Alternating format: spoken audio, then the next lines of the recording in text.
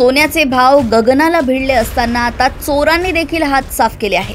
देशातील सर्वात मोठी चोरी करत चोरांनी बँकेच्या तिजोरीतील तब्बल 52 कोटींचे सोने लुटले।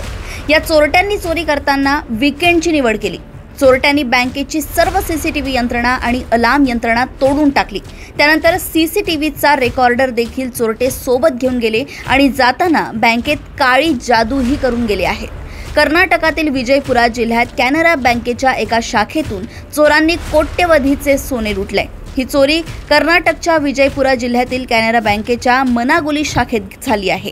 23 मे रोजी ही चोरी करण्यात आली। त्यानंतर 24 आणि 25 मे रोजी लॉंग वीकेंड आल्याने बँकेला सलग 2 दिवस सुट्टी होती। त्याचा फायदा घेत या चोरट्यांनी सीसीटीव्हीचा सगळा रेकॉर्डही सोबत नेला असल्याचं चोरट्यांचे चेहरे कैद झालेले सीसीटीव्ही निरुपयोगी ठरले आहे।